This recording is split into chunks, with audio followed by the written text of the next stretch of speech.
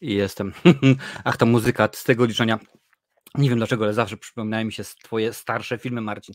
Tak to jest, bo dawniej ją zawsze używałem bardzo często, a teraz czasami się pojawia.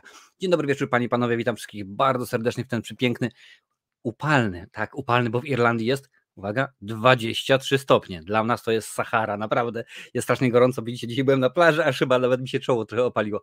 Witam jeszcze raz bardzo serdecznie w ten przepiękny niedzielny wieczór. Ja nazywam się Marcin Skruch i dzisiaj pomówimy sobie o tym, co mam ciekawego w świecie chorego łudu, ale tak by było zazwyczaj. Dzisiaj, panie i panowie, jak dobrze wiecie, to widać z tyłu, naszym gościem będzie Karolina Głogowska i pomówimy sobie o jej ostatniej, najnowszej książce, czyli o Ostatnim Diamencie. Mam dla was do rozdania również dwie takie książeczki, więc zaraz dołączy do nas Karolina i będziemy ją przepytywać. Wiem, że są tutaj osoby od wiedzy tajemnej, więc będziecie mieli możliwość jak najbardziej się dowiedzieć pewnych rzeczy, ale na początek kilka spraw oczywiście organizacyjnych. W tym momencie i jeszcze do środy, panie i panowie, można głosować na to, co będzie omawiane w cyklu Kultowe Horrory. Zaraz wam tutaj przedstawię. Są to wasze oczywiście propozycje, są to rzeczy, które wy tam wybraliście i w tym momencie link już wam tutaj zaraz wrzucę. Okno tutaj, proszę bardzo, już wam udostępniam, jak to w tym momencie wygląda. Proszę bardzo, jest link na Kultowe Horrory, możecie wchodzić i głosować. Macie czas do środy, do północy.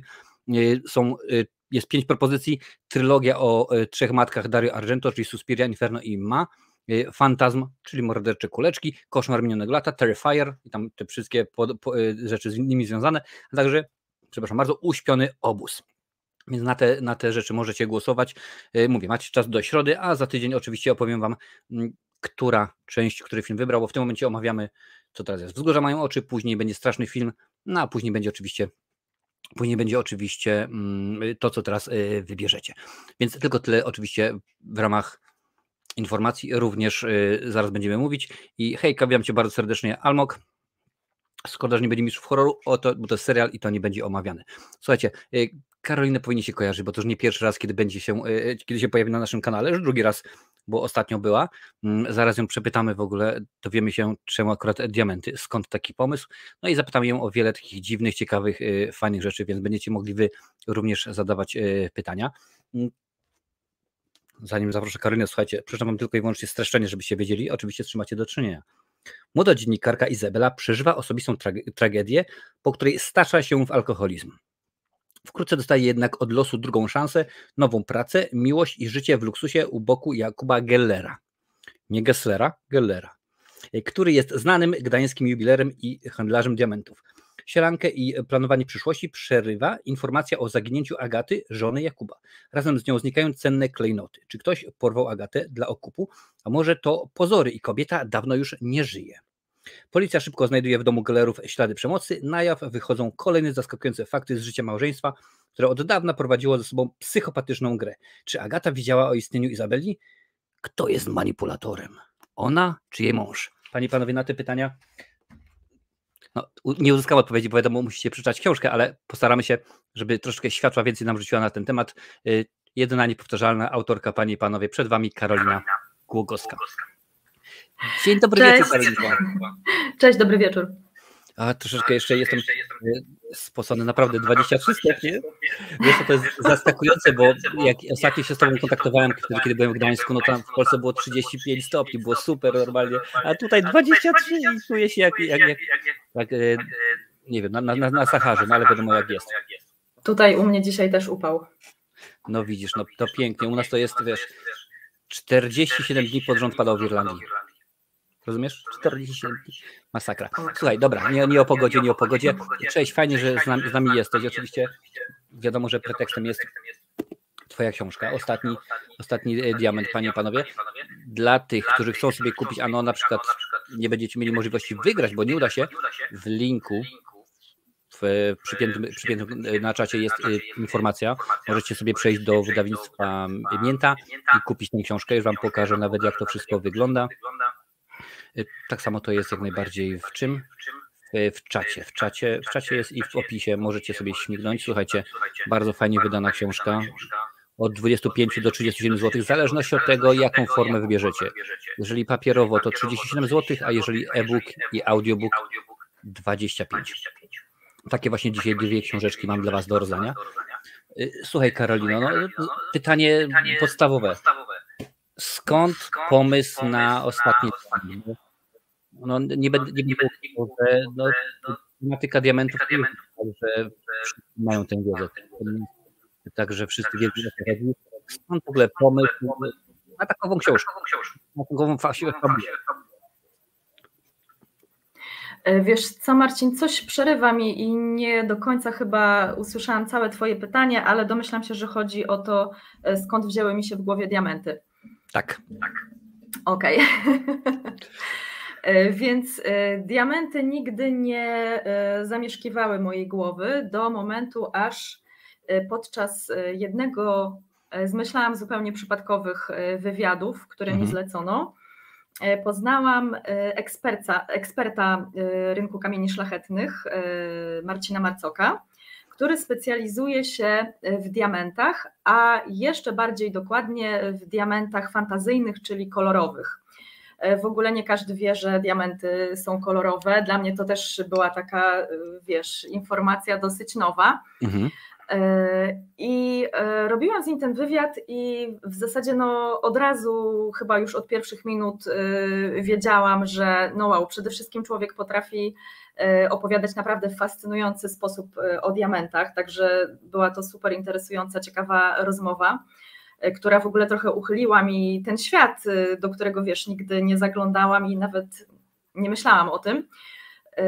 No ale nie mogłam po tym wywiadzie przestać myśleć o tych diamentach i o tym, jak one są w ogóle świetnym tematem na powieść i tak naprawdę one nie są wcale tak mocno wyeksploatowane w kulturze, wiesz, w popkulturze, tak, w ogóle w książkach, w filmach. No niby tak, mamy tam te słynne diamenty są wieczne i diamenty są najlepszymi przyjaciółmi kobiet i tak dalej. Wokół diamentów narosło w ogóle bardzo dużo mitów. Są diamenty bardzo też kontrowersyjnym tematem. Natomiast gdyby ktoś tak wszedł w to środowisko, to wiedziałby, że ta branża jest tak naprawdę bardzo mocno przejrzysta i etyczna.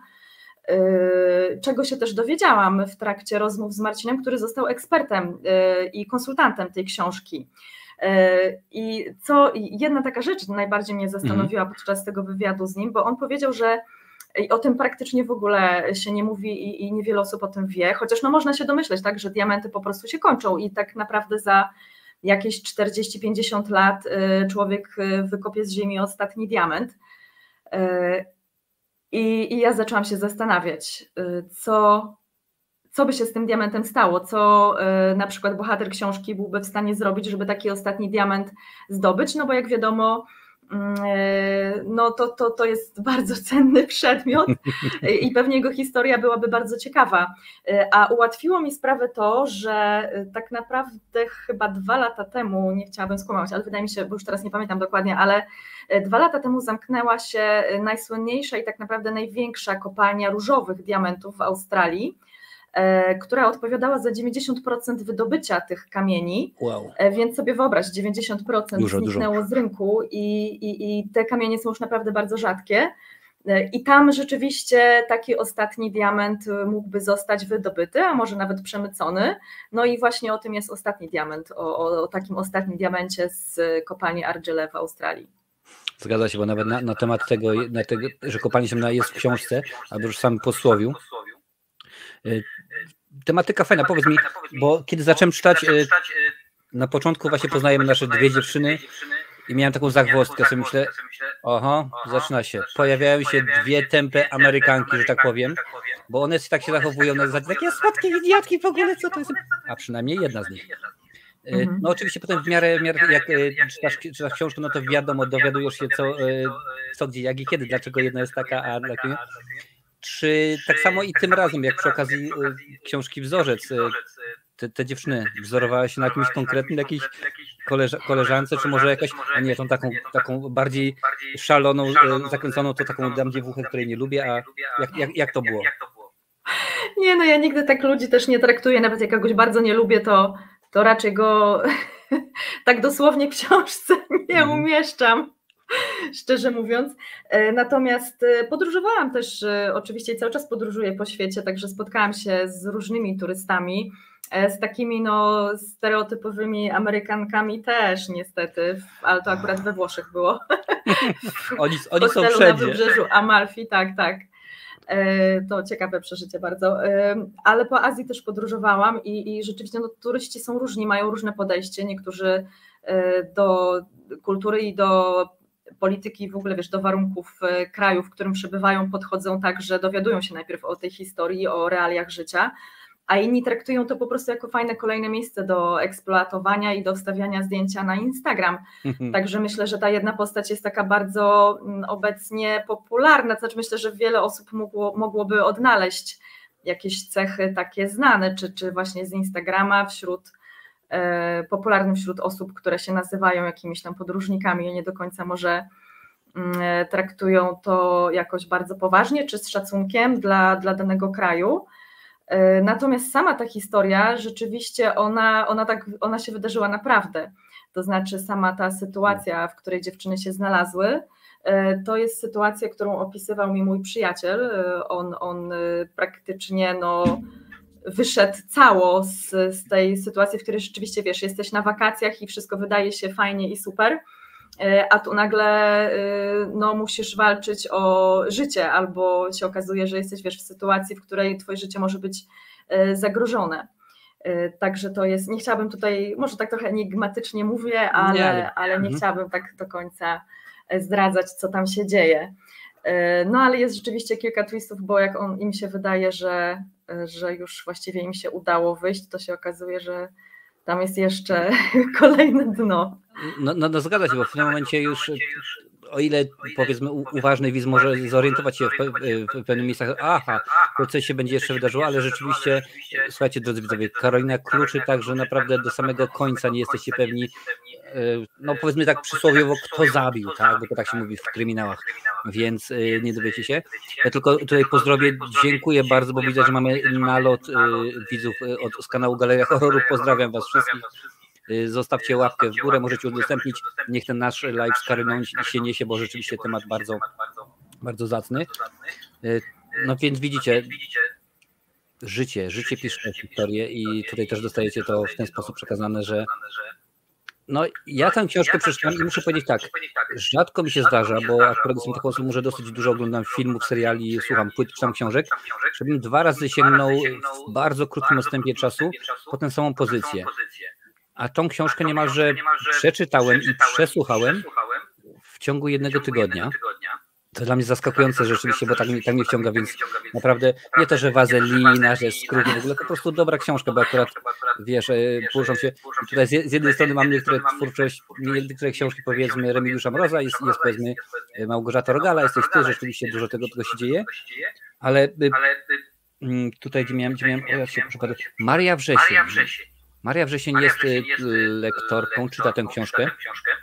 Powiedz mi, jak duży wpływ na wybór Marii miałaś ty? Czy to było rzeczywiście przydzielone od wydawnictwa? Mówimy, słuchaj, mamy tą dziewczynę, dziękuję bardzo, ona zna kontrakty i nie masz wyjścia, czy jednak to był twój wybór? Powiedziałaś, słuchaj, daj mi spokój, normalnie ja tutaj nie chcę Krystyny Czubówny, bo ona to się kojarzy z National Geographic, chcę Marię.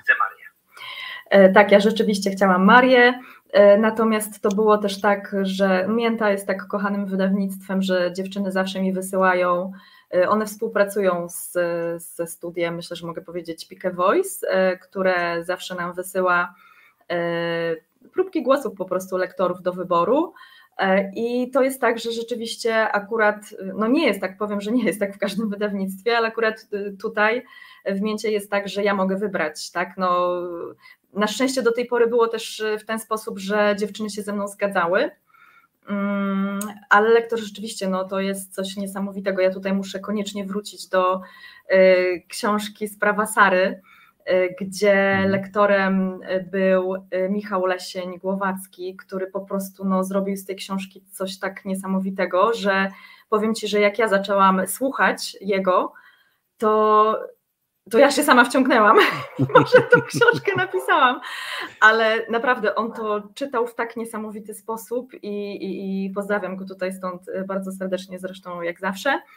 Ale tak, rzeczywiście jak usłyszałam Marię, to było podobnie, że okej, to jest lektorka do tej książki, do tej opowieści.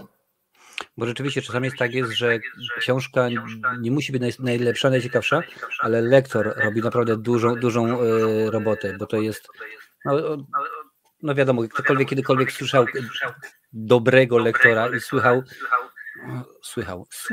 na przykład takiego skrucha, który ma dykcję beznadziejną i w ogóle, no to wiadomo, że wiadomo, lepszy Tomasz Knapik niż skruch czy książkę. Dobrze, słuchajcie panie i panowie, wydaje mi się, że to akurat, bo już gadamy 20 minut, pora, żeby rozlosować pierwszą książkę i zrobimy to w ten sposób, że krótko, na czacie panie i panowie, proszę, żebyście wpisali, jeżeli nawet pokażę, że macie wpisać #diament i wśród osób, które to zrobią, maszyna losująca wybierze i rozda wam książkę. Więc to będzie za sekundkę, więc jak najbardziej dawajcie czadu. Czy może by tutaj poprawić? O, nie tak, moja Karolina zniknęła. No nie tak też nie. O, jakoś tak. To na razie wyłączymy. Wbijajcie, wpisujcie, mamy chwilę czasu. Dobrze, więc wiemy, jak to się rozgrywało. Czy Maria będzie wracała za czas jakiś do kolejnej książki? Zobaczymy. To znaczy, wiesz co, czy pytasz mnie już o kolejną książkę? O kolejną książkę zapytam za chwilę, także ale na razie domyślam się, że współpraca z Marią przebiega wzorowo. Tak, oczywiście. Dobrze, czyli tak, wiedza na temat diamentów była elegancko w porządku. A właściwie wiesz co, skoro już tak troszeczkę zagaiłem na temat tej książki, pierdoła jestem dzisiaj, to może właśnie zapytamy, bo Ostatni Diament, no to książka się już pojawiła kilka ładnych dni temu, to nie jest tak, że ona wyszła w tym tygodniu. Znajdę tutaj? Nie znajdę. Kiedy było? W maju, więc pomyślałam, już kilka miesięcy minęło. I jak? Domyślam się, że pewnie jest w planie kolejna książka, już pewnie jest pomysł, a powiem nawet więcej, wiem, że już zaczęłaś, tak, bo śledzę twojego Facebooka, Instagrama. Czy możesz nam uchylić jakieś rąbka tajemnicy? Coś możemy się dowiedzieć?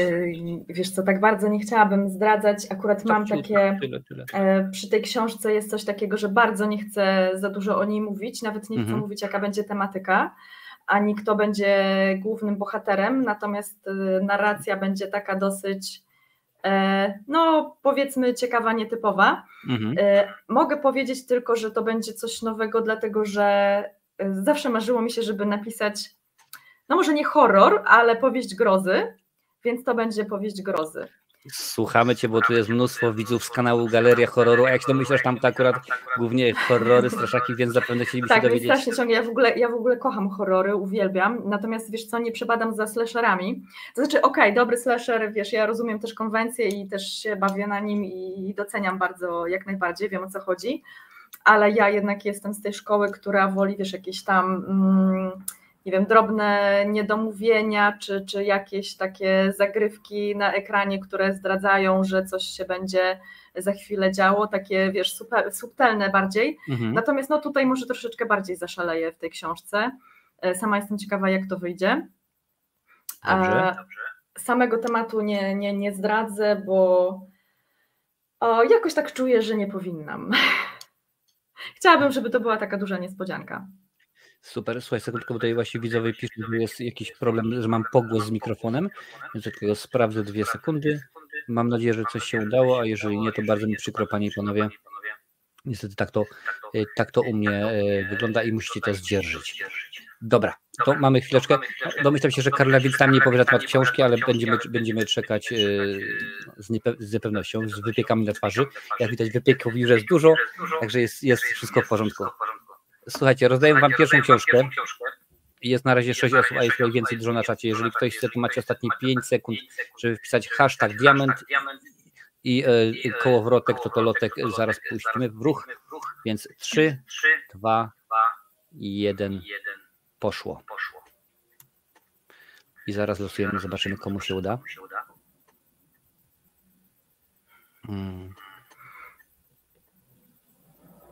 Adalet. Jesteś zwyciężczynią chyba. To mi się myli. Dawaj znać, odezwij się na mojego Facebooka czy na mojego maila. Czekam do końca miesiąca, do końca sierpnia i zrobisz to jak najbardziej. Wyślemy ci książeczkę. A czemu by nie? Proszę bardzo. Także gratuluję wielkie. Gratulacje. Powieści grozy biorę w ciemno, pisze Lancel. No cieszę się bardzo. Super. Także myślę, że to dobry trop, tak, zdecydowanie. Słuchajcie, jak macie jakieś pytania do Karoliny, to wpiszcie na czacie, tylko przed pytaniem dajcie P, żebym wiedział, że to jest pytanie do Karoliny, a nie jakaś tam rozmowa, którą sobie wy między sobą toczycie, bo to akurat byłoby ważne. Tych diamentów, jak mówiłem wcześniej, coraz mniej. No, tak samo zresztą jak między innymi ropa się zużywają, bo to są zwykłe tam jakieś składniki naturalne, Złoże, mineralne, tak, złoża. I domyślam się, że im mniej ich będzie, no tym będą droższe. I to będzie rzeczywiście tak. może... Tak, oczywiście będą droższe, wiesz, one już teraz są drogie, chociaż to też jest tak, że nam się wydaje, że diamenty to jest w ogóle coś takiego kompletnie nieosiągalnego, bardzo, bardzo drogiego i tu też Marcin wyprowadził mnie z tego błędu na pierwszej rozmowie, że tak naprawdę jakiś, no wiesz, taki mały diamencik możesz mieć za kilkadziesiąt, za kilkaset złotych tak naprawdę, więc to nie jest wcale jakaś tam nie wiadomo jaka kwota, natomiast wiadomo, no jeżeli już w grę wchodzą takie diamenty jak te opisane w książce, te kolorowe, fantazyjne, cena zależy oczywiście od ich wielkości, ale też od czystości, od wysycenia barwy, od tego jak rzadki jest to kamień, jak rzadka jest to barwa, także tutaj wiele czynników się składa. No i tutaj naprawdę dochodzimy do takich kwot rzędu kilku, czy nawet wiesz, na jakichś takich najsłynniejszych aukcjach największe, najrzadsze diamenty do kilkudziesięciu milionów dolarów, tak? Wow. Także wyobraź sobie, wiesz, ile może kosztować ostatni naprawdę największy znaleziony diament. No nie wiem, no to jest na razie też no, jakaś pewnie suma niewyobrażalna w tym momencie. Więc rzeczywiście to może wyglądać kosmicznie. Do czego może dojść? Słuchajcie, jak chcecie się dowiedzieć, przeczytajcie książkę. I też chciałem się zapytać o sposób, może powiedzieć, narracji, tak? Bo domyślam się, że akurat kiedy tematykę sobie taką wybrałaś, taką historię, no to w pewien sposób uznałaś, dopiero co powiedziałeś, że nowa książka będzie właśnie inaczej specjalnie opowiedziana. Czy właśnie to jest tak, że zakładasz sobie, ta książka będzie zrobiona w ten sposób, poprowadzę narrację w ten sposób, czy to jednak jest tak, że gdzieś tam w głowie ta historia dyktuje, jak to będzie opowiedziane? No oczywiście mam pewne założenia, ale to też jest tak, że ja raczej najpierw wymyślam samą, wiesz, fabułę, historię bohaterów, na czym mi zależy, jakieś takie najważniejsze punkty, na których mi zależy, bo czasami najbardziej zależy mi na bohaterze, na pokazaniu po prostu samego bohatera. Tak chyba było we Wzorcu z Sawą Bogucką, a czasami najbardziej zależy mi na samej historii, tak chyba było raczej w Ostatnim Diamencie i w sprawie Sary chociażby, gdzie ta historia była dla mnie ważniejsza, sama fabuła. I w momencie, kiedy ja już siadam do pisania, to po prostu wiesz, jak zaczynam, to po prostu czuć, tak, jaki rodzaj narracji będzie tutaj najlepszy, czy czas teraźniejszy, czy przeszły, czy pierwsza osoba, czy trzecia osoba, to wszystko też się rządzi swoimi prawami i ma swoje jakieś przywileje i ograniczenia, tak? Na przykład narracja pierwszoosobowa w pewien sposób zawęża nam pole widzenia, bo widzimy tylko jakby to, co jest najbliższe postaci, wiesz, ona już nie wejdzie w głowę bohatera drugiego, tak? Chyba że sobie zrobimy jakby taką narrację, że dwóch bohaterów równolegle ją prowadzi. To oczywiście jest taki zabieg i ten zabieg chcę wykorzystać w tej powieści grozy. Będzie dwóch bohaterów, którzy po prostu będą równolegle w czasie teraźniejszym w pierwszej osobie tą opowieść prowadzili, ale to ma na celu jakieś tam też pokazanie pewnej relacji i pewnej konkretnej historii, więc to jest, wiesz, takie, jest to celowe, to nie jest przypadek. Tutaj w Ostatnim Diamencie było tak, że rzeczywiście w pewnym momencie wydawało mi się, że Iza jest, i chyba ona jest rzeczywiście tą główną bohaterką, to jest jej historia, jej opowieść. Natomiast rzeczywiście jest dużo takich bohaterów, którzy są drugoplanowi, ale jest ich dosyć dużo, oni też mają coś do powiedzenia i ten narrator jest taki bardziej, ja bym to nazwała helikopterowy, czyli on wchodzi obiektywnie w głowy poszczególnych postaci i po prostu opowiada, co tam się dzieje. I to akurat wyszło już w trakcie pisania, więc czasami, wiesz, masz pewne założenie, ale powieść i historia prowadzi cię inaczej i myślę, że warto temu się poddać po prostu. Czyli nie ma tego, że sztywne ramy, dziękuję bardzo, nie zmieniam, tylko jesteś bardziej... Nie, wiesz, jak czuję, że coś nie idzie, to po prostu zdarzyło mi się też zmienić w ogóle narrację czy czas, bo widzę, że ciężko się pisze w ten sposób, to nie pasuje do tej historii i tak dalej, czy do tego bohatera, i wtedy po prostu to zmieniłam. Czyli można powiedzieć, że to bohaterowie opowiadają swoją historię, a nie to, że Karolina gdzieś tam chce sztywnymi ramami powiedzieć, a teraz się musi wydarzyć to, a to jednak nie, to będzie ciekawsze, więc... Tu miałam takiego bohatera w Ostatnim Diamencie, zresztą śledczego, który prowadzi śledztwo w sprawie zaginięcia żony Agaty. I to miała być jakaś tam zupełnie bardzo marginalna, poboczna postać, natomiast on jakiś taki się zrobił, wiesz co, bardzo taki buńczuczny w trakcie pisania tej książki i wyszedł tam chyba na trzeci plan nawet, a może nawet na drugi, więc jego historia mocno się rozrosła, ale jakoś tak mnie prowadziła, że wydawało mi się to na tyle ciekawe i też wnoszące coś jako kontrast dla Jakuba Gellera z kolei, że postanowiłam za tym iść i tak to wyszło, że on się tam troszeczkę rozrósł. No rzeczywiście zgadza się, bo są niektóre postacie, jak chociażby pojawiające się tylko, że tak powiem, w epizodzie Ojciec, które tam naprawdę pojawiają się, myślisz, okej, w porządku, gdzieś tam jest, a nagle się okazuje, że niektóre mogą mieć dużo większe znaczenie, niż nam się wydawało. Dlatego myślę, że rzeczywiście w tej książce jest coś takiego, że ja sobie myślałam, czy jakbym była czytelniczką, że chyba sięgnęłabym po nią drugi raz, dlatego żeby zobaczyć, jak ta akcja faktycznie się rozwija, bo wiesz co, ja zawsze robię tak w książce, że ja na początku już daję pewne sygnały i wstawiam pewne elementy, jak ta słynna czechowska strzelba, która musi gdzieś tam wystrzelić na końcu, jeżeli się pojawia, tak? Więc jest dużo takich smaczków, jeżeli ktoś uważnie czyta, to potem widzi i myślę, że dużą frajdą jest potem przeczytać jeszcze raz to, wiedząc już i zauważając, aha, dlatego on to powiedział, aha, dlatego tutaj jest ta postać użyta, dlatego on się pojawia w tym momencie, dlatego ona mówi dokładnie to, a nie coś innego, chociaż na początku wydawało nam się, że to jest kompletnie bez znaczenia. Mam nadzieję, że miałeś takie odczucia, jak czytałeś drugi raz. Tak, wiesz, to jest właśnie w tej książce, że tak jak mówisz, że pewne rzeczy zaskakują, pewne rzeczy są i też tak na przykład wiadomo, że jak czytamy sobie książkę, mamy pewne jakieś tam wyobrażenie, tak, ta bohaterka wygląda w mojej głowie tak, tutaj dziękuję bardzo, ten facet będzie taki, ale jak na przykład tutaj masz książkę interpretowaną w tym momencie przez Marię Wrzesień, to całkowicie jest, może nie wiadomo, że cytując moją ulubioną posłankę Renatkę Beger, że obraca się wszystko o 360 stopni, ale że jest inaczej rzeczywiście, że jest inne podejście do pewnych postaci, do pewnych wydarzeń. I to rzeczywiście jest jak najbardziej świetna sprawa i to właśnie bardzo mi się podoba. Tutaj już patrzę. Diament o wartości luksusowego apartamentu i strach, że ktoś zwinie go albo zaginie. No właśnie z tym problemem No właśnie, ale to jest dobre, bo skąd ktoś będzie wiedział, że ten diament ma taką wartość, tak? Tak naprawdę wiesz, ludzie nie mają takiej wiedzy i dlaczego jest takie właśnie pojęcie, że martwimy się o ten diament, tak? Bo ja wiem, że mam na palcu powiedzmy diament o wartości tam, nie wiem, 250 000 złotych, ale nie martwimy się, że ktoś nam wejdzie do mieszkania, że ktoś nam ukradnie samochód, to znaczy no tak, martwimy się, ale ubezpieczamy to. No i tak samo jest z takim kamieniem, a wiesz, ludzkie takie przeciętne pojęcie o wartości kamieni jest takie, że ktoś spojrzy i no będzie pewnie raczej myślał, że to jest, nie wiem, może cyrkonia, może jakiś tombak, cokolwiek. No nie wiem, raczej ludzie chyba nie chodzą, złodzieje tak po ulicy, nie patrzą, że o, ten ma na palcu to, tamta osoba ma tamto, bo po prostu nie ma tej nawet świadomości, więc wbrew pozorom to wcale nie jest takie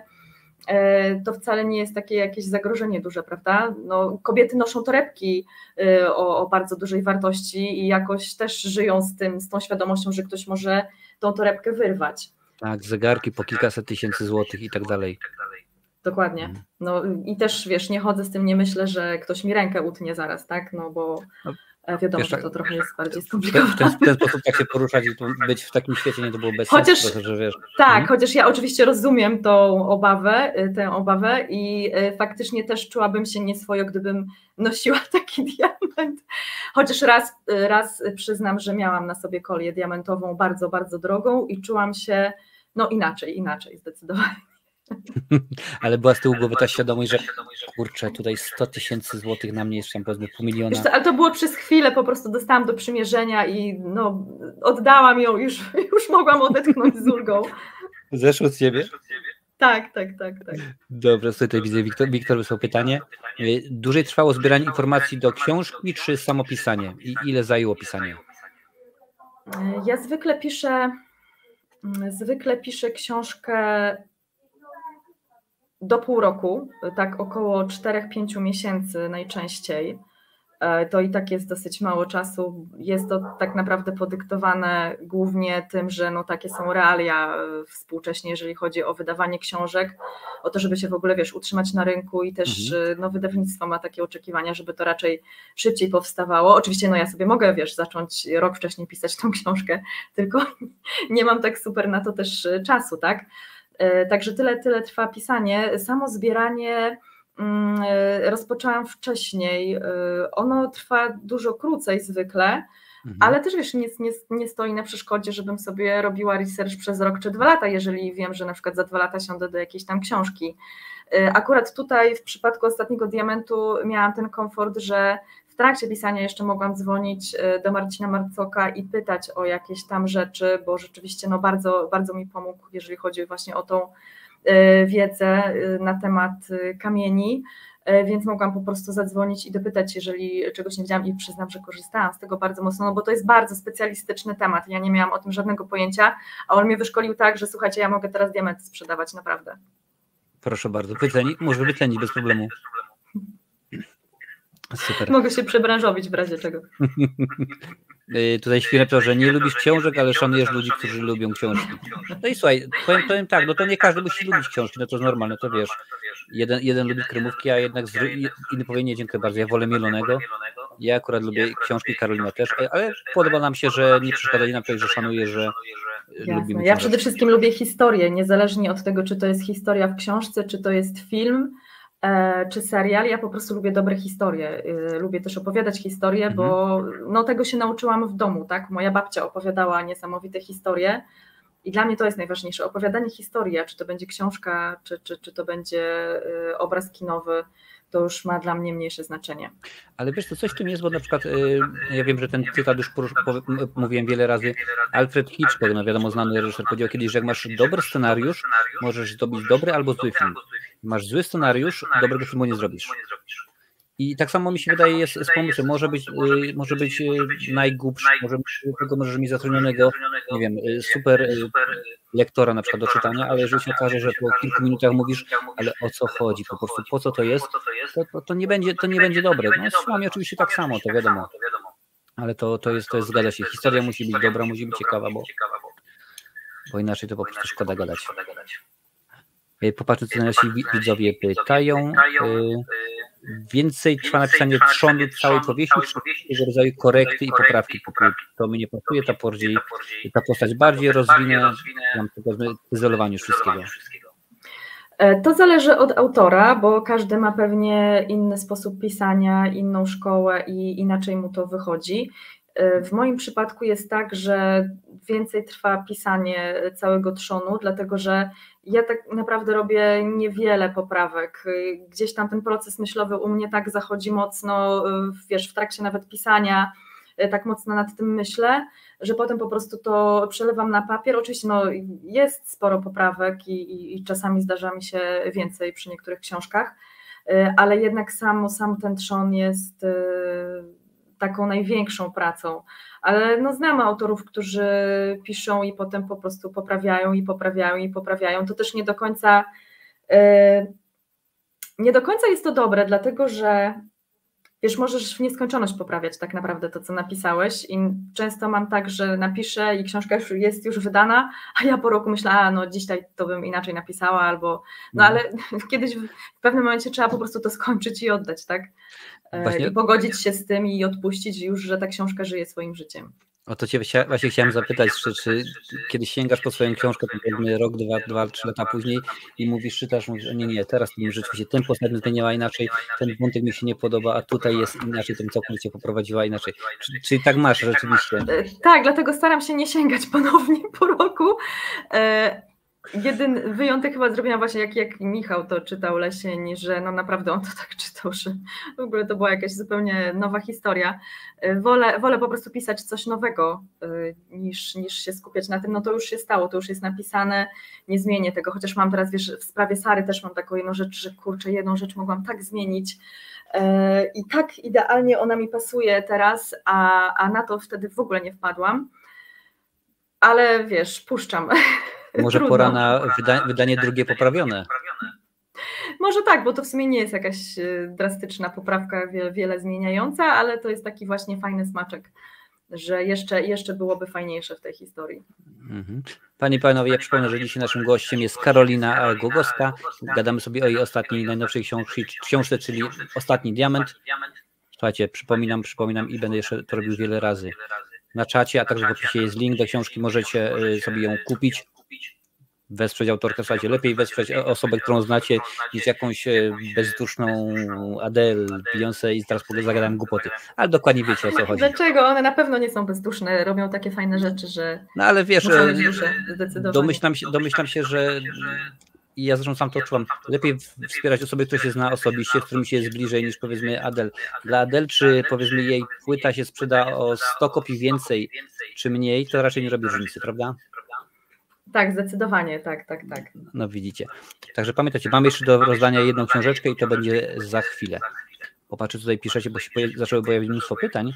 Jurek Piechota pyta, czy dla pani proces wpadnięcia na pomysł wpada mechanicznie, bum, mam pomysł, piszę, czy najpierw trzeba to odpowiednio przemyśleć? Tak i tak. To znaczy jest jedna opcja i druga. No najczęściej to jest tak, że pomysł wpada nagle, bach, pod wpływem czegoś, tak jak tutaj było pod wpływem rozmowy i właśnie tego zdania, że diamenty się kończą, że za ileś tam lat wykopiemy ten ostatni diament i wiesz, to zdanie po prostu za mną chodziło i kurczę, w tym jest jakaś historia, ale długo z tym chodziłam i szczerze mówiąc tak, nie czułam się na początku na siłach, bo mówię, jak ja mogę napisać o diamentach, powieść o diamentach, gdzie ja się w ogóle na tych diamentach nie znam, nie byłam pewna, czy właśnie Marcin będzie skłonny mi pomóc w tej książce pod tym kątem takim merytorycznym. Czy po prostu będę w stanie opisać to tak dokładnie jak specjalista. Bo ja mam jeszcze takie spaczenie, że jak ja już piszę od strony takiej specjalistycznej, to jestem perfekcjonistką w tym, czyli ja praktycznie muszę po prostu tego dotknąć, muszę to widzieć, muszę patrzeć oczami tego fachowca na ten przedmiot, żeby móc to opisać. Dlatego zawsze mówię, że ciężko by mi było pisać powieść historyczną, bo po prostu, żebym ja napisała powieść historyczną, to musiałabym się po prostu przenieść do tamtych czasów, żeby wiesz, widzieć kolory, smaki, zapachy, słyszeć język. Inaczej dla mnie to jest, nawet jeżeli się opierasz na archiwach, na faktach, no to dla mnie to jest w jakiś tam jednak sposób odtwórcze, troszkę może oszukane. Dlatego myślałam o tym dość długo, ale tak długo to za mną chodziło, że stwierdziłam, że no okej, coś w tym musi być, skoro tak długo to za mną chodzi. I po prostu zapytałam o to, wiesz, wszystko się tak złożyło, kierowało mnie w tą stronę, że rzeczywiście to jednak ma sens i warto. Potem jeszcze spotkałam się z moją koleżanką, redaktorką Kamilą Recław, która zawsze mi podsyła jakieś fajne pomysły i ona mi opowiadała właśnie, że ma jakiś taki pomysł na... Ona sama nie chciała, nie chce pisać książek, ale miała pomysł na historię, w której małżeństwo prowadziłoby ze sobą jakąś grę. No i ja to też podchwyciłam i stwierdziłam, że to może, nie wiem, jakaś taka właśnie gra z tymi diamentami, że może to po prostu powiązać. Miałam, wiesz, ten pomysł też z tym przemytem diamentów od mojego przyjaciela, który prawie że padł ofiarą przemytników. I to się po prostu wszystko się złączyło, a jak już się łączy tyle rzeczy naraz, no to znaczy, że to jest dobra droga po prostu. Pewnie tak. A powiedz mi tak, tylko dopytam odnośnie tych diamentów, bo mówiłeś, że oczywiście byłaś poprowadzona i dowiedziałaś się wiele na temat tych diamentów. Czy to jest takie, nie wiem, stowarzyszenie, może nie stowarzyszenie, czy to jest grupa ludzi, która jest bardzo hektyczna, nie dopuszczają nikogo do tej wiedzy, czy jednak na przykład, o proszę bardzo, Jurek Piechota chce się dowiedzieć i idzie do Marcina, żeby się nauczyć, doszkolić, czy to raczej nie, stary, to jest wiedza tajemna tylko i wyłącznie dla wtajemniczonych. Ja myślę, że to w ogóle jest bardzo taka hermetyczna grupa i też sprzedawcy kamieni szlachetnych, ale również jubilerzy. Bardzo ciężko się tam dostać, jakoś zdobyć jakieś informacje, bo też próbowałam innymi sposobami wcześniej. I to jest trudne bardzo i też właśnie jak rozmawiałam z innymi ludźmi, to miałam takie głosy, że bardzo ciężko się dostać, że bardzo ciężko właśnie wydobyć jakieś informacje. Wiesz, też jest tak, że nie każdy w ogóle potrafi opowiadać. To też nie jest tak, że nawet jak ktoś jest chętny do mówienia, to zaraz potrafi przekazać te informacje. No ja miałam niesamowite szczęście, że trafiłam na Marcina, który no po prostu jest opowiadaczem historii wręcz. On rzuca tymi historiami jak z rękawa. Opowiada w niesamowicie interesujący sposób. Zresztą możecie sobie zobaczyć wszyscy i wyszukać jego nazwisko, czy na YouTubie Marcin Marcok. On występował i w telewizjach śniadaniowych i zawsze opowiada o tych klejnotach, o diamentach i tak dalej, więc naprawdę łatwo się przekonać, że ma niesamowity dar do przekazywania wiedzy. To jest naprawdę rzadka umiejętność, żeby nie tylko znać się na czymś świetnie, ale umieć jeszcze opowiedzieć o tym w fascynujący sposób. Także no, nie jestem w stanie w ogóle wyrazić swojej wdzięczności za tę jego pomoc i zresztą no, do tej pory mamy kontakt i z Marcinem, i z jego żoną Kasią i są cudownymi, ciepłymi ludźmi i naprawdę wielkie, wielkie dzięki za pomoc przy tej książce. Pewnie, że tak, każda pomoc jest mile widziana, bo panie, panowie, nie wszystko można znaleźć w Google. Tak to jest, tak to się zdarza, że no takich rzeczy na pewno nie, takich rzeczy na pewno nie. Słuchajcie, może w to nie w życie czasem trzeba wziąć celowo, wziąć i wyjść do ludziów, pogadać, nie tylko siedzimy przed ekranem. Tak to akurat wygląda. Słuchaj, tutaj widzę, że akurat mamy kilka pytań odnośnie twoich twórczości, twojej inspiracji, też zapytam w ten sposób.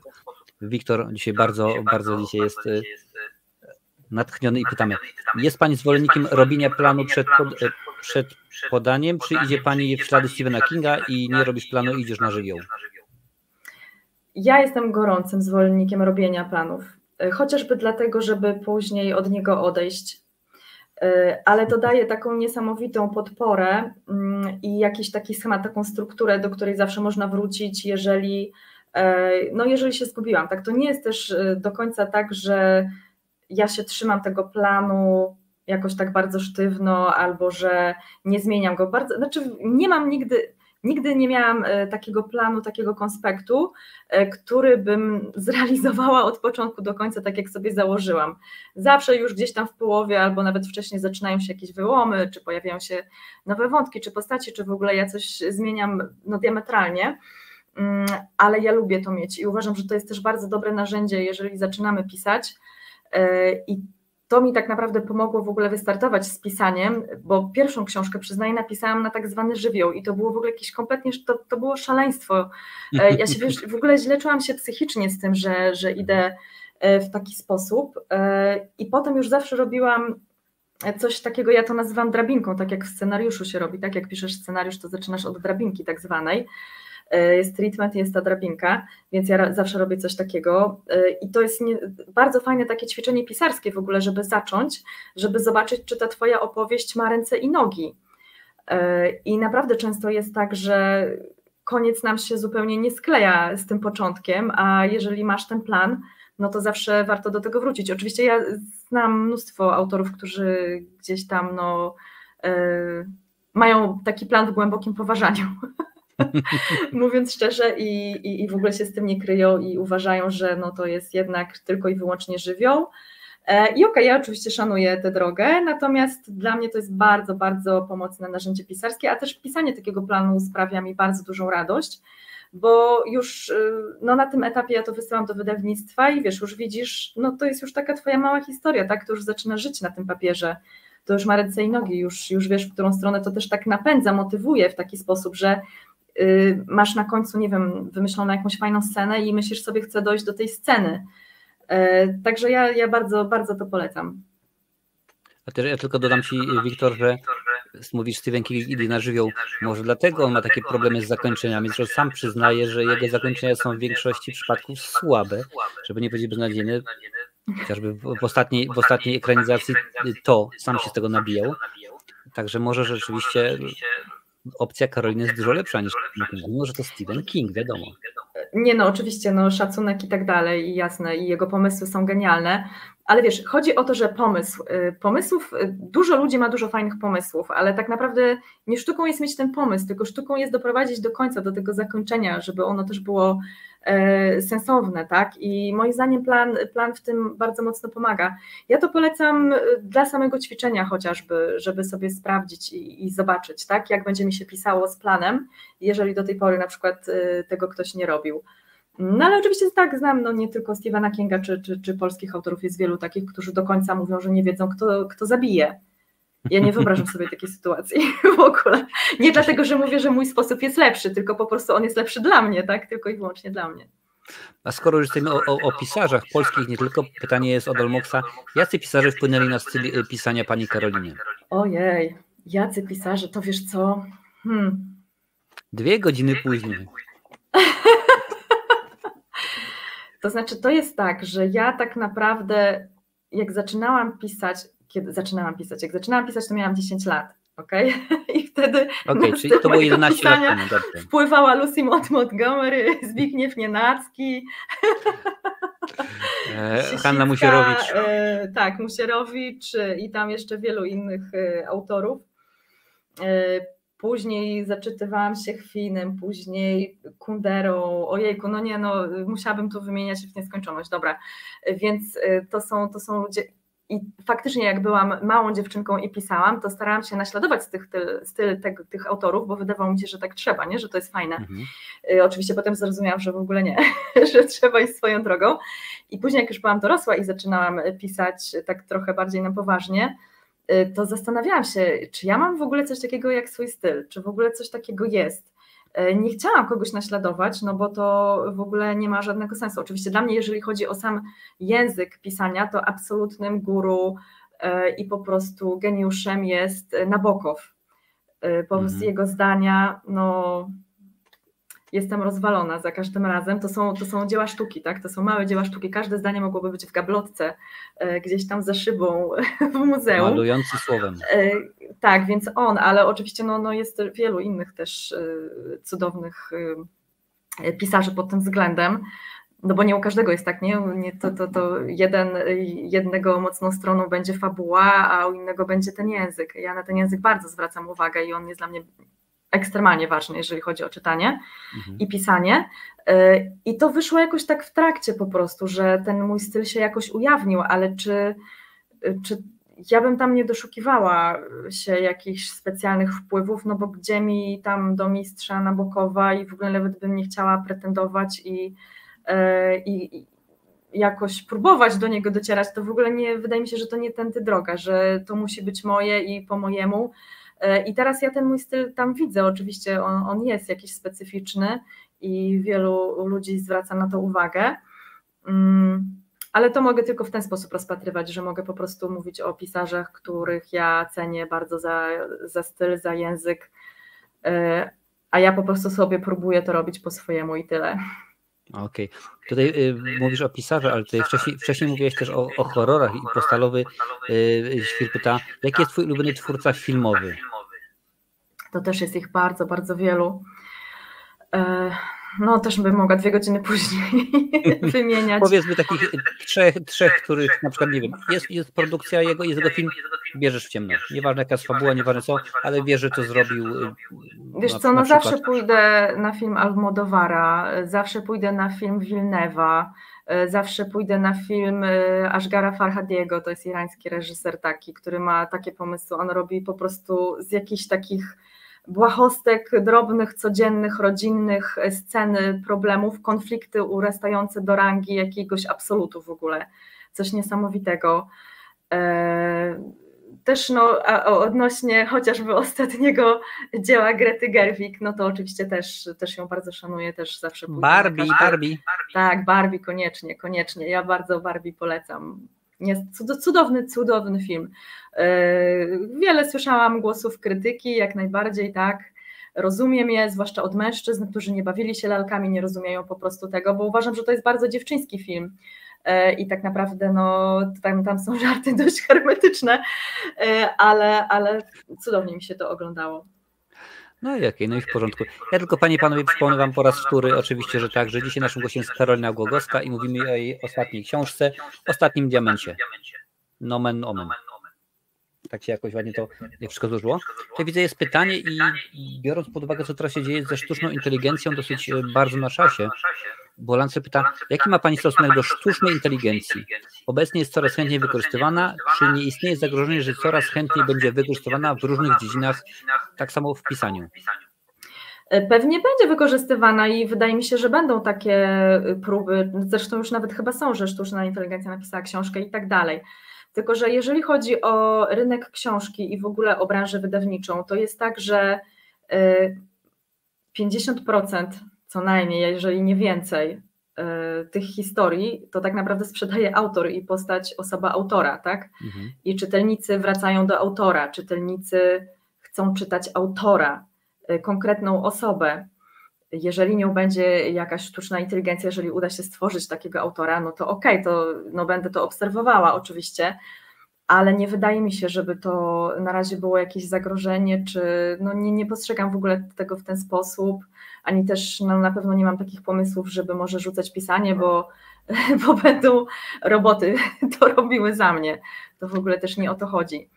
Także wiesz, no jest mnóstwo takich przykładów, gdzie po prostu bo wiesz, postać, no nawet ten King, tak, teraz już po prostu chcemy czytać Kinga, już nieważne co on tam napisze, po prostu czytamy Kinga, albo Agatę Christie, albo no mamy też polskich takich autorów, że no wraca się już tylko dla tego twórcy i on też jest jakąś postacią, osobowością, on ma jakieś zdanie na jakiś temat, lubimy go słuchać, on mówi jakieś rzeczy, utożsamiamy się z nim i tak dalej. Zgadza się. Patrzymy tutaj, bo się widzowie rozpisali. Jurek pyta, z jakich gatunków literackich nie pisały Pani książek? Oczywiście prócz powieści historycznych. O, jak ktoś to ładnie, dokładnie słucha, co ja mówię, bardzo mi miło. Jurku, naprawdę. Chociaż nie mówię, że mnie nie ciągnie ta powieść historyczna, bo powiem sama, że mam takie, naprawdę ja mam w rodzinie takie historie jeszcze z czasów wojny, że to po prostu aż się prosi o spisanie, ale to może nie wiem, kiedyś jak będę na emeryturze, będę miała naprawdę bardzo dużo czasu, to wszystko spiszę. Czyli za jakieś 48 lat. Tak, no dziękuję Ci, jesteś bardzo miły. Chociaż nie chcesz, żebym tak długo pracowała. Nie, no wydaje mi się, że... Czego bym nie napisała? Czego bym nie napisała? Nie napisałabym fantazy. Chociaż w ogóle bardzo cenię, szanuję, uwielbiam i kocham, ale to kompletnie nie jest mój klimat. Ja nie byłabym w stanie, chyba nie mam może aż takiej wyobraźni, żeby to wymyślać, albo po prostu lubię za bardzo te realia i ten nasz tutaj świat i przyziemność, żeby iść w tą stronę. Ciągnie mnie, jeżeli z tej sfery już takiej, nie wiem, bardziej fantastycznej, no to powiedzmy jakieś, nie wiem, takie energie, czy zaświaty, czy jakieś takie wierzenia i w tą stronę, to może tak, ale fantazy bym nie napisała, nie czuję się w ogóle na siłach, to nie jest kompletnie mój klimat. Nie napisałabym też takiego stricte romansu obyczajowego, chociaż częściowo Inna kobieta, którą pisałam z Kasią Troszczyńską, może podchodzić pod romans, ale to jest bardziej taka książka psychologiczna, bym powiedziała raczej dramat psychologiczny, chociaż no nie mamy takiego gatunku na półkach w Empiku niestety, tylko to trafia pod romans, ale jakiegoś takiego słodkiego romansu bym nie napisała, no po prostu bym chyba się strasznie nudziła w trakcie pisania. Czyli Blanko nie dostaniesz? A to erotyk, to co innego, a to tak, to bym mogła napisać, ale nie w taki sposób jak Blanka, bo też no, to nie jest mój styl, ale tu mamy świetny przykład właśnie tego, jak autor sprzedaje książkę, jak postać autora sprzedaje książkę, tak, no bo jednak nie ukrywajmy, nie jest to jakaś wybitna literatura, a jednak ani historia, a jednak no wow, nie, no sam szacunek za to, że kobieta po prostu sprzedała tyle egzemplarzy i zrobiła to sama, więc no to też należy tutaj oddać. Ale to zgadza się, bo rzeczywiście, jeżeli już mamy osobę w pewien sposób uznaną, no to tak jak mówiłeś wcześniej, idziemy na autora. Możemy psioczyć na tego, że tak powiem, przysłowiowego Remigiusza Mroza, ale i tak będziemy czytać kolejną chyłkę. Możemy mówić, że Stephen King ma beznadziejne zakończenia, ale sięgniemy po kolejną książkę z jego dzieła, więc no rzeczywiście z tym jest różnie. Ale skoro mówimy o książkach, to właśnie Romano tutaj pyta, jaka jest twoja książka, zrobiła na tobie największe wrażenie? Nie, no jedna, nie, błagam, proszę. Proszę bez takich. 2 godziny. Nie ma takiej, wiesz, w jakimś okresie życia. Jak byłam nastolatką, to chyba największe wrażenie na mnie zrobił Hahnemann Stefana Chwina. I po prostu rzeczywiście, wiesz, tutaj ten język przede wszystkim już od pierwszych zdań jest taki, że no ja tam popłynęłam w ogóle i w ten świat, to jest zresztą powieść historyczna, no szacunek całkowity. To była taka książka, ale też sama historia jest bardzo ciekawa, taka dla mnie to było wtedy zupełnie coś takiego nowego, wiesz, Niemiec, który zostaje w Gdańsku powojennym, gdzie w ogóle nie ma tutaj warunków do życia dla takiej osoby, a on jednak decyduje się zostać z jakiegoś powodu i świat Gdańsk widziany jego oczami, wiesz, cała też ucieczka Niemców z Gdańska, mieszkańców Gdańska, to było dla mnie coś tak niesamowitego, no ale też nie zrobiłoby to na mnie takiego wrażenia, gdyby nie język Stefana Chwina, który tam jest po prostu majstersztykiem, polecam tą książkę każdemu. Później już oczywiście Nabokow, Ada albo Żar, no to jest też takie dzieło, epopeja.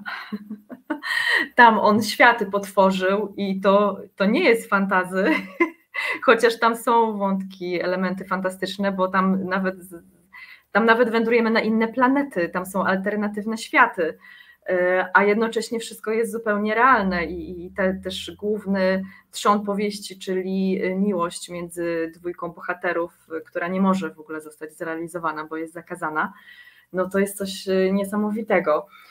Później pamiętam, bardzo duże wrażenie na mnie zrobiła proza Alice Munro, zanim jeszcze została noblistką.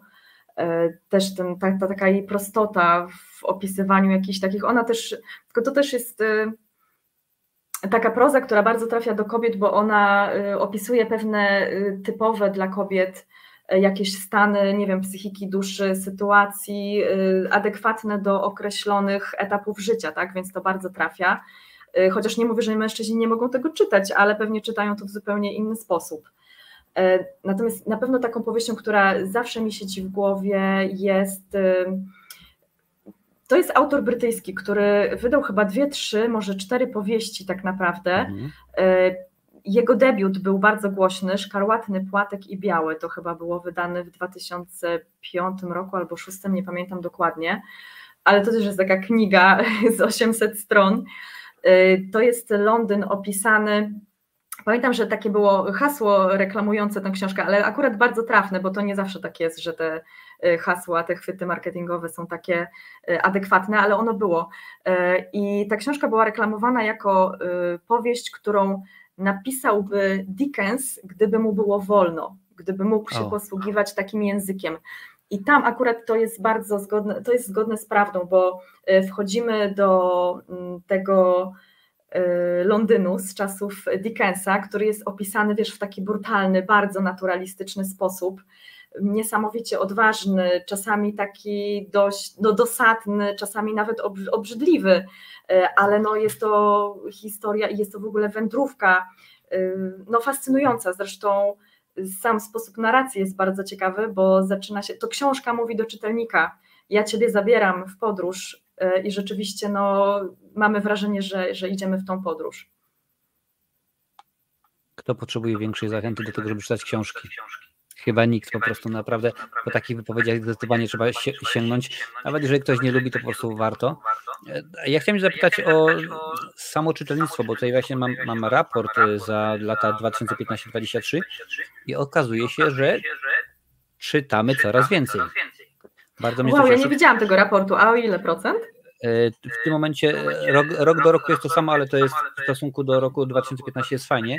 Dlatego chciałem Cię zapytać, czy Ty na przykład odczuwasz, że mówisz nie z raportu, ale czy odczuwasz, że ludzie czytają więcej? To znaczy, czy na przykład, nie wiem, interakcje z czytelnikami są, czy na przykład ktoś częściej na przykład na ulicy zaczepia, mówi, o, znam Pani książkę albo coś, czy po prostu jakieś tam płyną, nie wiem, może informacje z wydawnictwa, że słuchajcie, jest dobrze, rzeczywiście, za zeszły rok zarobiłaś 1 milion, teraz zarobisz 5 milionów, bo sprzedawaliśmy książek tyle i tyle więcej.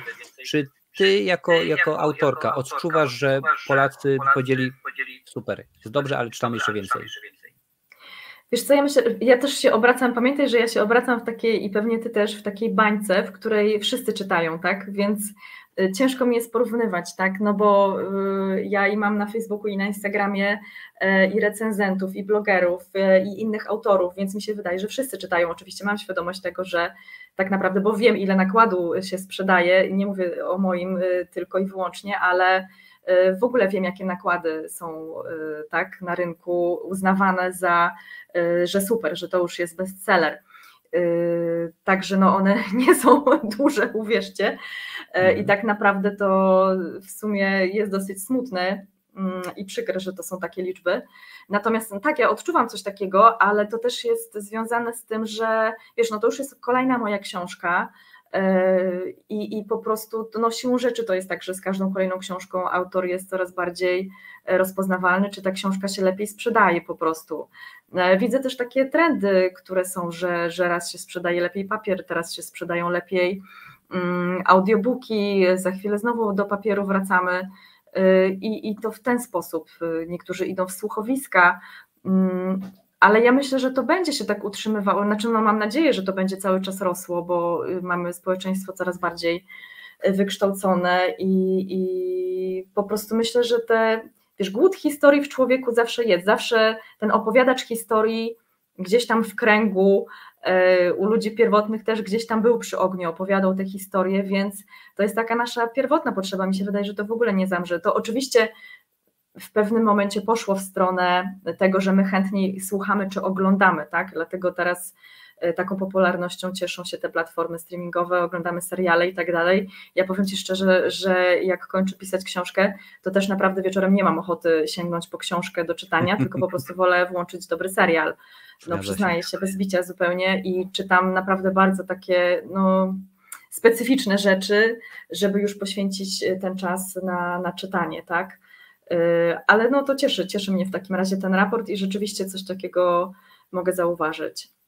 Ale wiesz, tak powiedziałeś, że kiedy kończysz pisanie, to raczej nie masz ochoty czytać książki, ale to nie tylko tak, bo też kiedyś widziałem wywiad z Jankiem Borcewiczem z Lady Punk i on powiedział, że jak kończy na przykład tworzenie płyty, to on w ogóle też nie chce nic innego słychać, bo dziękuję bardzo, tam miesiąc przed nie słucha nic, bo nie chce się gdzieś tam inspirować, że będzie mówili, o to jest podobne do tego i tak dalej, więc rzeczywiście to jest, wydaje mi się, autonomiczne i to chyba jest pomiędzy wszystkimi autorami, twórcami, czegokolwiek jest tak samo.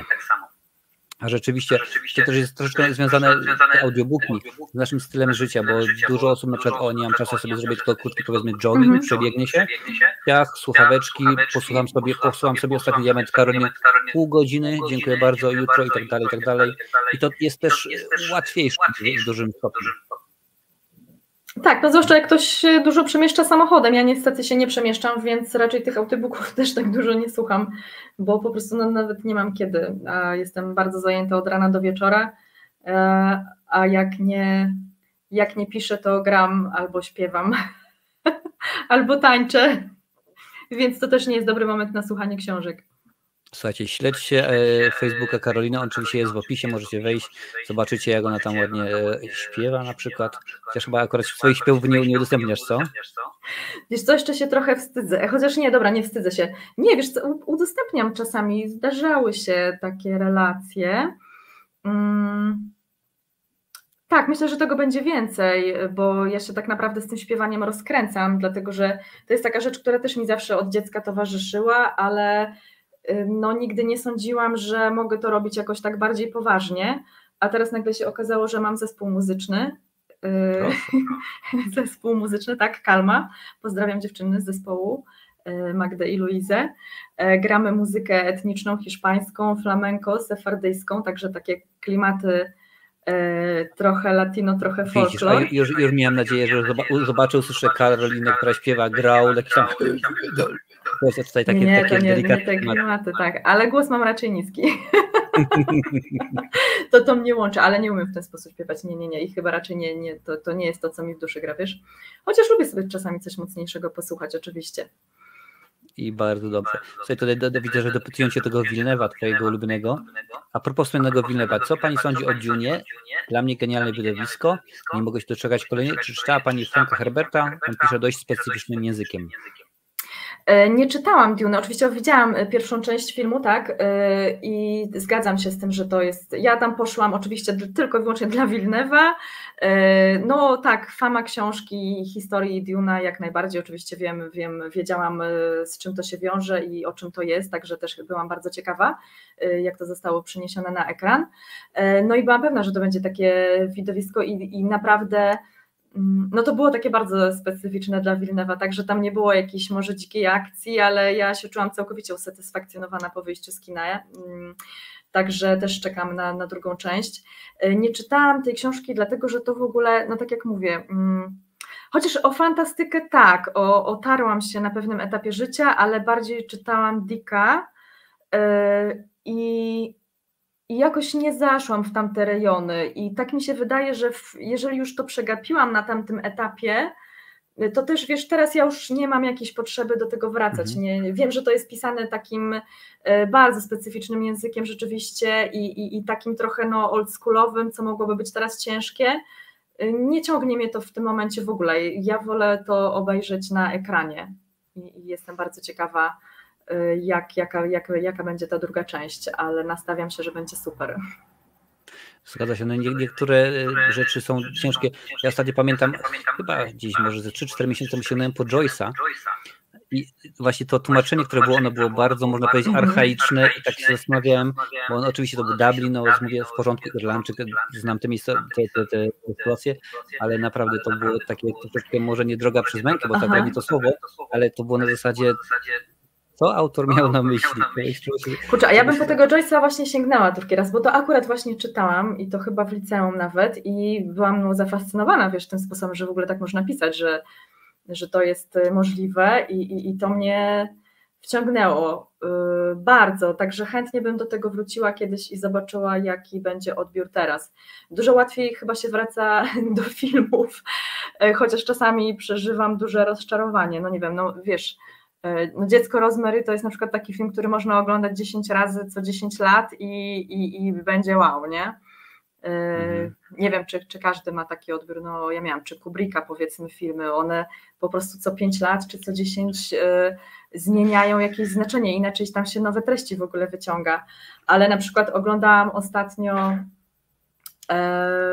Indiana Jonesa, bo chciałam wrócić, bo to jest film mojego dzieciństwa, byłam tym zafascynowana jako dziecko, tymi częściami i po prostu usiadłam teraz z moją córką, bo byliśmy w kinie na tej najnowszej części, bardzo nam się podobało, no wiadomo, to jest film akcji przygodowy, tutaj nie ma też nie wiadomo jakich oczekiwań co do wielkich ambicji, ale rzeczywiście fajne, sprawne kino, ale wróciliśmy do domu, chciałyśmy obejrzeć sobie, to chyba było Poszukiwacze Zaginionej Arki i no nie dało się, to jest po prostu dramat, tragedia, no coś strasznego, po prostu tak mnie zęby bolały, tak straszne. No nie, to już nie te czasy, to już nie to. Jest gro filmów, które się technicznie, a też w warstwach i opowiadania niemiłosiernie zastarzały. Wiesz, teraz akurat mówiliśmy o horrorach. Na potrzeby cyklu Kultowe Horrory omawiam filmy Wesa Cravena „Wzgórza mają oczy”. Na przykład tam dotarłem do jednej części, gdzie tam pies ma retrospekcję. Wiesz, on się... Ja mówię, o kurczę. Ja nie pamiętam tego. Poczekaj, bo ile to ma części? 2 części są, potem są 2 nowe wersje. To jest akurat film. Aha, okej, to ja chyba nie dotarłam. Okej, ja widziałam te 2 pierwsze i faktycznie ta pierwsza super, bardzo mi się podobała, ale potem to już jakieś szaleństwo tam było. To już jest po prostu, już jest totalny odlot, już jest taka jazda, że ja się nieraz zastanawiam, skruch, po co to oglądasz? Potem się myśli, aha, widzowie wybrali, no to dobrze tak jest. Słuchajcie, wydaje mi się, bo już ponad godzinę gadamy, będzie idealna pora, żeby wydać wam drugą książeczkę. Więc tym razem, panie i panowie, poproszę, ażebyście wpisali w komentarzu #Karolina. Oczywiście pod warunkiem, że chcecie otrzymać taką ładną, proszę bardzo, książeczkę. To wpisujcie, dam wam chwileczkę, żebyście to zrobili i potem maszyna losująca pójdzie w ruch i wśród osób, które to wpiszą, ostatni diament, nie ostatnie wydanie, ale ostatni diament Karoliny powędruje, panie i panowie, a to dosyć fajny słuchajcie, dla tych, co lubią czytać szybko, to się czyta normalnie, elegancko, bardzo szybko, fajnie, płynna fabuła, płynna akcja, także nic tylko się cieszę, widzę, że jest zainteresowanie. No, ludzie, ja co jakiś czas wracam do Poszukiwaczy Zaginionej Arki, lubię, ale to wiesz co, to jest akurat, Lancet to jest tak, że mamy takie produkcje, które wiesz, sięgamy i ja lubię sobie tworzyć takie pozycje, które na przykład w dzieciństwie zrobił na mnie wielkie wrażenie. To nie tak dawno stwierdziłem, bo mój akurat syn jest w takim wieku, że obejrzymy Pana Kleksa w kosmosie. Wiktor jest wielkim fanem kosmosu, co chwilę mnie tylko łaja, mówi: tato, Pluton nie jest planetą, to jest planeta karłowata. Ja mówię: a jaka różnica? Ja mi tłumaczę tak, ale... No właśnie, nauka poszła do przodu, ale wiesz, mi nawet nie o to chodzi, nie? Że zmieniły się jakieś realia, nauka. To też nie o to chodzi, bo oglądałem tego pana Kleksa i się zastanawiałem, jakie to jest beznadziejne. Jak to jest źle, że po prostu, że nie chodzi mi o to, że jest słabo zagrane, ale fabuła, historia, a jak miałem 8 lat, jak to oglądałem, to było fantastyczne. Dobrze wiemy, oczywiście, to były inne czasy, słuchajcie, nie było internetu. Wiesz, może czasami nie warto wracać do takich rzeczy, żeby po prostu sobie nie psuć tego ideału z dzieciństwa, nie? Właśnie tak też zrobiłem i stwierdziłem, że pewne rzeczy odkładam, dziękuję, gruba kreska i więcej tego nie będzie poruszane. Dobrze, słuchajcie, to my tutaj damy wam jeszcze ostatnie 5 sekund, żebyście pisali hashtag Karolina i losujemy książkę. Więc 3, 2, 1, 0 i poszedł totolotek. Przypominam, że osoba, która wygra, proszę o kontakt, czy to przez Facebooka, czy przez maila. W dziale informacji na YouTube znajdziecie. Oliwier. Jeżeli mnie pamięć nie myli, to Oliwier wygrał również książkę twoją poprzednią, czyli Wzorzec. Wzorzec? To ty masz świetną pamięć. No tak mi się wydaje, bo akurat Oliwier to jest stały widz na tym kanale i mi się wydaje.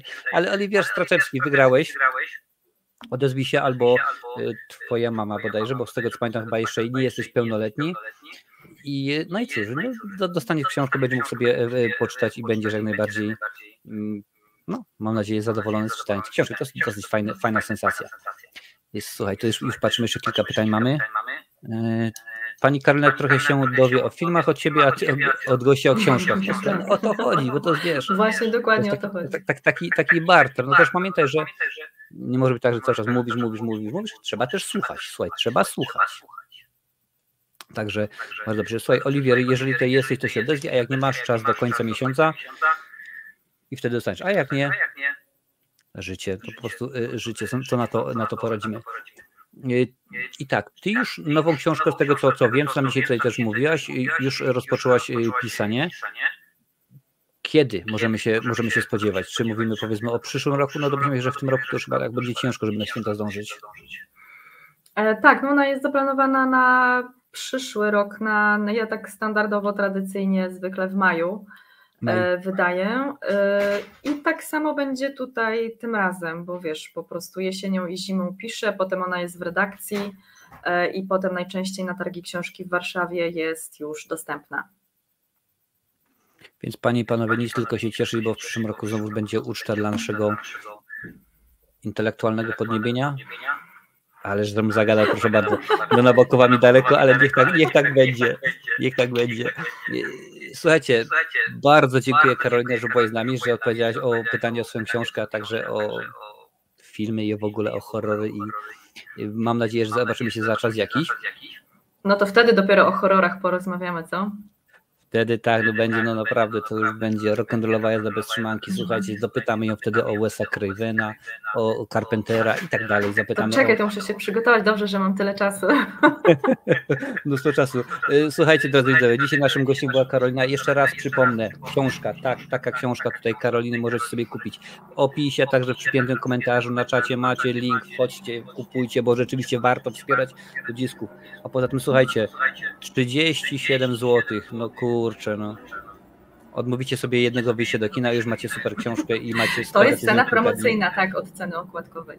Zgadza się, bo tutaj widać, że nawet ona była po 47 zł, więc w tym momencie macie zniżkę od wydawnictwa Mięta, więc nic, tylko korzystać, bo trzeba wspierać zacnych twórców. Karolino, co jeszcze słówko chcesz dla naszych widzów? Tak, chciałabym powiedzieć, że bardzo dziękuję za zaproszenie. Cieszę się, że mogliśmy się jednak mimo początkowych porannych perturbacji moich strony spotkać, także bardzo, bardzo jestem zadowolona z tego. Dzięki wielkie za super miłą rozmowę, która rzeczywiście była bardzo luźna, a nie były to takie, wiesz, takie typowe przypytywanie i jakieś nudne pytania, także dzięki wielkie, fajnie się też bawiłam, a to jest najważniejsze. No i przede wszystkim do widzów dziękuję Wam bardzo za bardzo, bardzo fajne pytania. Super, tu nie ma nudnych pytań, to nie jest film. Zawsze cię żądam. Oj, nie obrażaj, ja byłam w Filmwebie, też było bardzo miło. Wiem, widziałem, także po prostu taki, wiesz, troszkę szpila w stronę filmową, ale rzeczywiście. No wiem, bo powiedziałam potem, że nie było mnie wcześniej na YouTube i Spotify, a ja po prostu zapomniałam z wrażenia, bo tak dawno to było, musisz mnie częściej zapraszać. A propos ale ja Spotify'a, muszę chyba wtedy częściej pisać. Chyba tak.